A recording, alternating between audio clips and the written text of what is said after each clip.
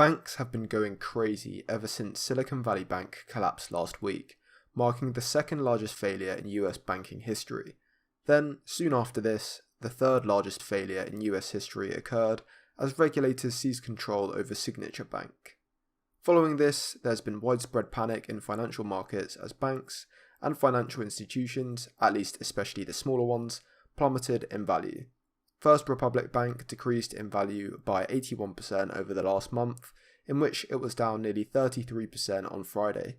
Another bank which has suffered a lot is Credit Suisse, which was already in bad shape before Silicon Valley Bank and Signature Bank collapsed. Credit Suisse is down 33.5% over the last month and nearly 11% on Friday, after the Saudi National Bank, the largest shareholder of Credit Suisse, who hold 9.88% of Credit Suisse, said they would not buy any more shares on regulatory grounds. However, it isn't just smaller or higher risk banks that have suffered.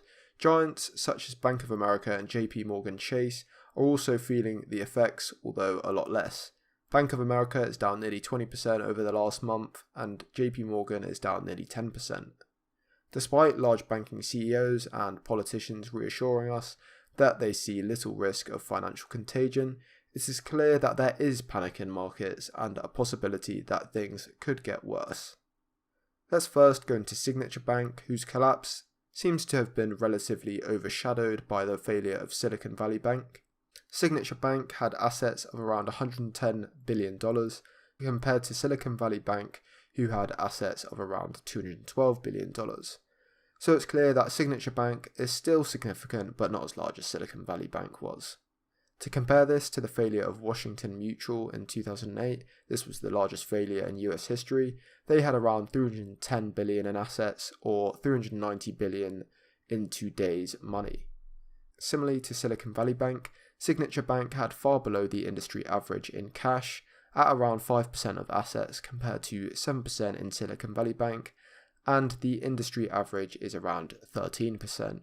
Regardless, they were still complying with industry regulations. Since my last video discussing the immediate impact of Silicon Valley Bank on its largest publicly traded customers, US regulators have put together a package to boost confidence in the banking system, which it applied to both Silicon Valley Bank and Signature Bank's collapse. The FDIC said it would wind up consumer accounts in a way which protects all depositors, as over 90% of both Silicon Valley Bank and Signature Bank's clients exceeded the $250,000 insurance limit. The Fed also announced that it will offer one-year loans to banks under relaxed terms to provide liquidity and boost confidence. We can already see the impact of this on the Fed's balance sheet, in which it has undone most of its previous tightening, which contributed to the collapses to begin with. And inflation still runs much higher than the 2% target at 6%. US regulators have stated that they are willing to consider government backstopping of losses if it helps to push through a sale of the failed banks. Banks interested in the acquisition were asked to submit bids by the 17th of March. Unfortunately, the magnitude of losses that the government would take on and the structuring of this arrangement was not made clear to potential buyers. Regardless, let's hope that an acquisition does come through soon, as this is likely the best outcome. Now, let's go back to First Republic Bank, who has really felt the impact of these earlier collapses. 11 of the largest US banks have deposited a combined $30 billion into First Republic in order to provide much needed liquidity. JP Chase, Bank of America, Citi and Wells Fargo all deposited $5 billion. Goldman Sachs and Morgan Stanley deposited $2.5 billion, BNY Mellon, PNC, State Street and Truist, as well as US Bank all deposited $1 billion. According to these banks, the actions of America's largest banks reflect their confidence in the country's banking system. Together, we are deploying our financial strength and liquidity into the larger system where it is needed most. An interesting statement which begs the question, if you are so confident, why do you feel the need to deposit $30 billion? It can't be to save First Republic.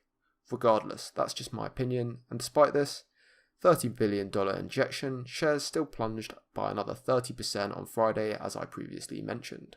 Now onto the case of Credit Suisse, who are also in serious trouble. Their credit default swaps reached historic levels of around 4,000 basic points, which implied a 48.7% probability of default within 1 year. Since then, the Swiss National Bank has provided a lifeline to Credit Suisse, in which it will lend up to $53.7 billion to Credit Suisse in order to provide liquidity and enable the bank to meet short-run liabilities. Credit Suisse, which has long been plagued by crisis and excessive risk-taking practices, compared to their other Swiss counterparts at UBS, who are perceived as more careful.